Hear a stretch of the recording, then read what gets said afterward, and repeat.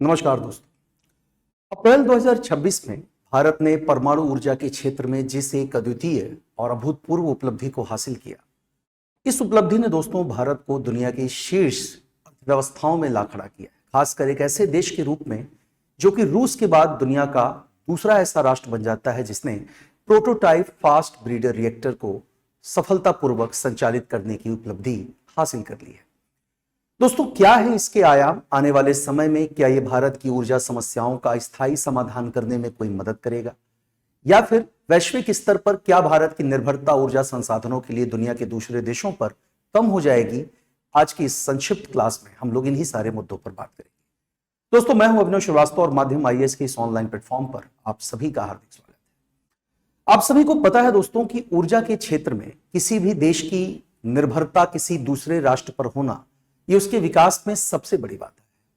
और ऐसे में भारत जैसे दुनिया की सबसे तेज विकसित होने वाली अर्थव्यवस्थाओं के लिए ऊर्जा क्षेत्र में अगर दूसरों पर निर्भरता है हमारी, मैं समझता हूं कि इस तरह की उपलब्धि, ऐसी आर्थिक प्रगति शायद हमें वो लाभ नहीं पहुंचा पाएगी जो कि दूसरी स्थिति में हो सकता था। ऐसे में दोस्तों ये जरूरत बन जाती है कि हम लगातार पर्यावरण प्रदूषण, क्लाइमेट चेंज और ग्लोबल वार्मिंग के लिए जिम्मेदार फॉसिल फ्यूल पर अपनी निर्भरता को कम करें और नवीकरणीय ऊर्जा स्रोतों पर अपनी निर्भरता को बढ़ाएं।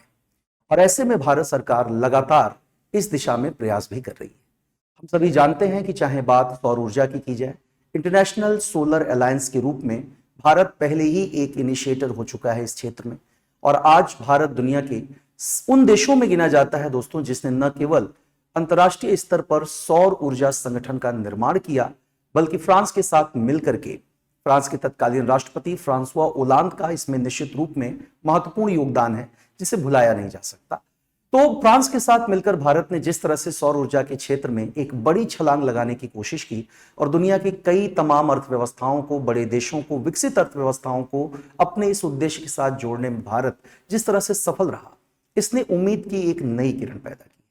और हाल के दिनों में जो प्रगति भारत ने एक बार फिर से तमिलनाडु के कलपक्कम में स्थित प्रोटोटाइप फास्ट ब्रीडर रिएक्टर के सफलतापूर्वक संचालन के रूप में अर्जित की है, यह सफलता भारत के लिए एक मील का पत्थर साबित हो सकती है।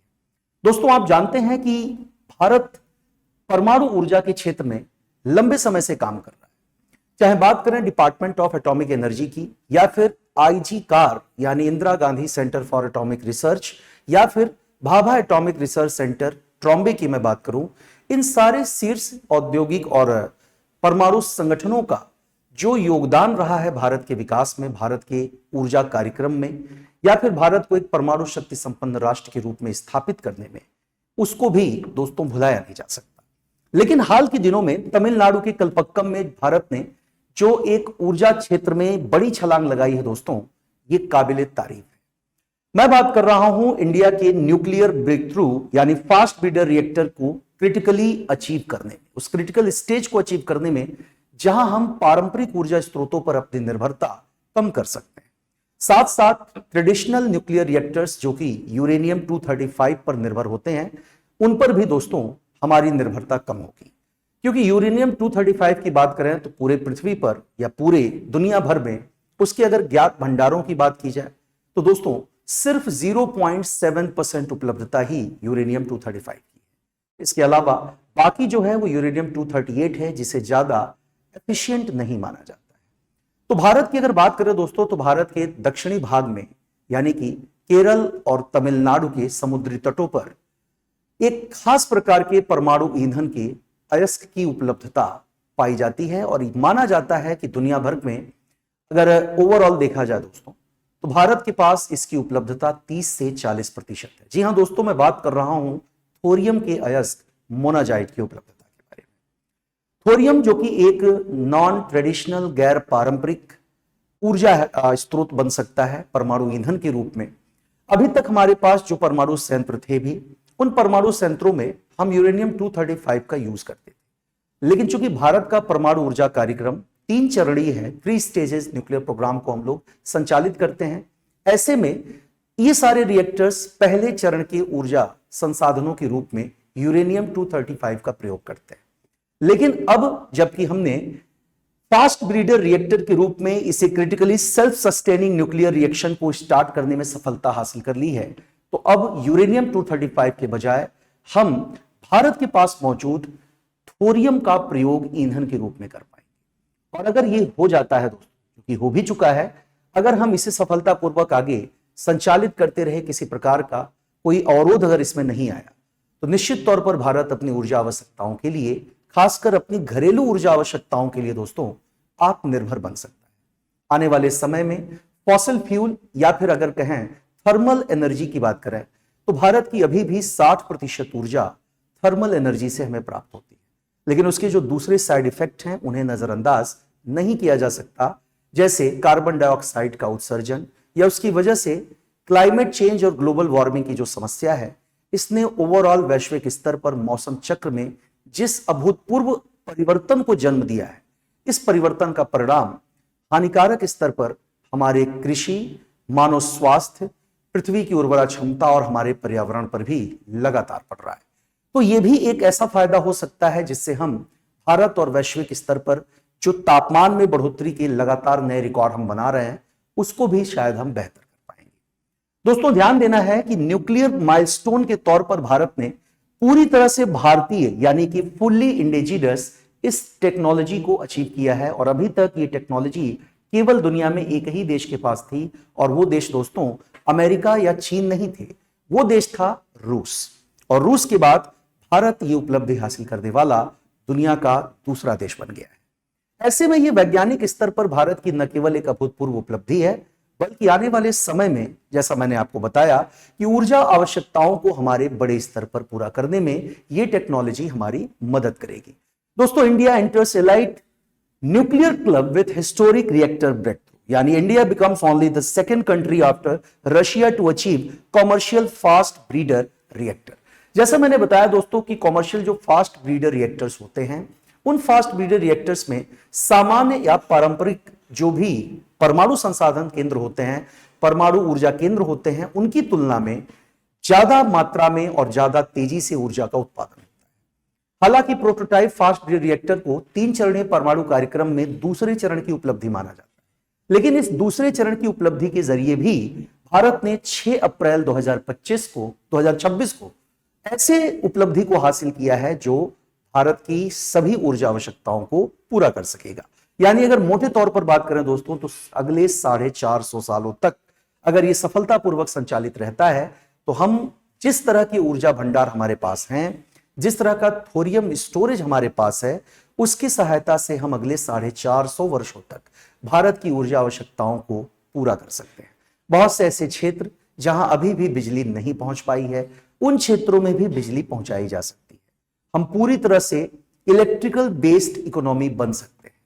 लेकिन इसके लिए जिस इच्छा शक्ति की जरूरत है, हमारे वैज्ञानिकों ने तो उस इच्छा शक्ति का प्रदर्शन किया इस उपलब्धि को हासिल करके।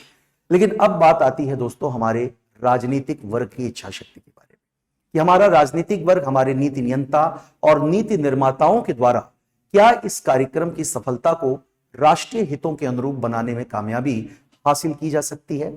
ये आने वाले वक्त की बात होगी, ये भविष्य की बात होगी। दोस्तों, आप देख सकते हैं कि स्टेज 3 है हमारे पास। इसमें से पहले स्टेज में हम प्रेशराइज्ड हैवी वाटर रिएक्टर्स का यूज करते हैं, जबकि दूसरे स्टेज में अगर बात करें दोस्तों, तो हम फास्ट ब्रीडर रिएक्टर्स का इस्तेमाल करने लगे हैं। और आने वाले भविष्य में जब हम तीसरे स्टेज पर आएंगे, तो हम वहां पर यूरेनियम 233 जैसे न्यूक्लियर वेस्ट का भी यूज कर पाएंगे। यानी इस 3 चरणीय परमाणु कार्यक्रम का हर चरण भारत की ऊर्जा आवश्यकताओं को न केवल पूरा करेगा, बल्कि हमें ऊर्जा के ऐसे संसाधन उपलब्ध कराएगा जिससे हमारी ऊर्जा संबंधी चिंताएं और दूसरे राष्ट्रों पर ऊर्जा के लिए हमारी निर्भरता को भी कम किया जा सकता है। दोस्तों, जिस हिसाब से लगातार वैश्विक समीकरणों में बदलाव आ रहा है, भू राजनीतिक परिदृश्य तनावपूर्ण बना हुआ है, ऐसे में होर्मुज जलडमरू मध्य को लेकर के भी आपको याद होगा कि मैंने इस पर भी एक वीडियो आपको अवेलेबल कराया था। तो होर्मुज जलडमरू मध्य में तनाव, ईरान और अमेरिका के बीच लगातार युद्ध जैसी परिस्थितियां, एक दूसरे को परमाणु हथियारों को दी जाने वाली धमकी और ईरान के परमाणु कार्यक्रम को बंद कराने को लेकर के अमेरिका की जिद, इन सारी चीजों ने वैश्विक स्तर पर ऊर्जा क्षेत्र के समक्ष अभूतपूर्व संकट की स्थिति पैदा की है। लेकिन इस संकट की स्थिति का समाधान सिर्फ प्रयासों से ही किया जा सकता है, और वो प्रयास भी ऐसे वैकल्पिक ऊर्जा स्रोतों की दिशा में किए जाने चाहिए जिनसे हमारी निर्भरता दूसरे राष्ट्रों पर कम की जा सके। दोस्तों, India advance in nuclear power यानी प्रोटोटाइप फास्ट ब्रीडर रिएक्टर की बात करें तो यह कलपक्कम में मौजूद है, और इसकी ओवरऑल क्षमता भी याद रखिएगा, यह प्रश्न पूछा जा सकता है। तो 500 मेगावाट की क्षमता है दोस्तों कलपक्कम के प्रोटोटाइप फास्ट ब्रीडर रिएक्टर की, और इसने भारतीय विज्ञान और इंजीनियरिंग के क्षेत्र में जो संभावनाएं हैं उन संभावनाओं को एक नया आयाम देने का काम किया है। आने वाले समय में भारत थोरियम के अपने पोटेंशियल को जैसे जैसे अनलॉक करता जाएगा, इसमें जितना ज्यादा हम ईंधन यूज करते हैं उससे ज्यादा हमें नए और तीसरे चरण में प्रयोग किए जाने वाले यूरेनियम 233 के रूप में नए फ्यूल की प्राप्ति भी होती है। यानी यहां पर जो न्यूक्लियर वेस्ट मिलेगा उसको दोबारा से परमाणु ऊर्जा के स्रोत के रूप में प्रयोग किया जा सकता है। तो दूसरे चरण की इस सफलता ने दोस्तों परमाणु कार्यक्रम के तीसरे चरण के दरवाजे खोल दिए हैं। अब सफर तय करना है हमें, हमारे देश के वैज्ञानिकों को और हमारे राजनीतिक वर्ग को, ताकि हर आदमी की ऊर्जा प्राप्त करने की जो आवश्यकताएं हैं, उसकी ऊर्जा पर जो निर्भरता है उसको न केवल उपलब्ध कराया जा सके, बल्कि भारत को तेजी से विकसित होने वाली अर्थव्यवस्था के साथ साथ एक विकासशील देश की श्रेणी से बाहर निकालकर एक विकसित देश के रूप में वर्ष 2047 तक स्थापित करने का जो सपना देखा जा रहा है दोस्तों, उस सपने को भी हकीकत में बदला जा सके। तो ऐसे ही ढेर सारी जानकारियों के लिए बने रहिए माध्यम आईएएस के इस ऑनलाइन प्लेटफॉर्म पर मेरे यानी अभिनव श्रीवास्तव के साथ। दोस्तों, आने वाले भविष्य में मैं उम्मीद करता हूं कि इस उपलब्धि का लाभ हमें और आपको भी मिलेगा, और अगर हम और आप लाभान्वित होंगे, देश का एक आम नागरिक लाभान्वित होगा, तो ये देश के लिए बेहतर स्थिति बनाएगा और वैश्विक स्तर पर भारत एक बार फिर से विश्व गुरु की अपनी उस उपलब्धि को जो अतीत में हमने हासिल की हुई थी दोबारा से प्राप्त करने में सफल रहेगा। नमस्कार दोस्तों।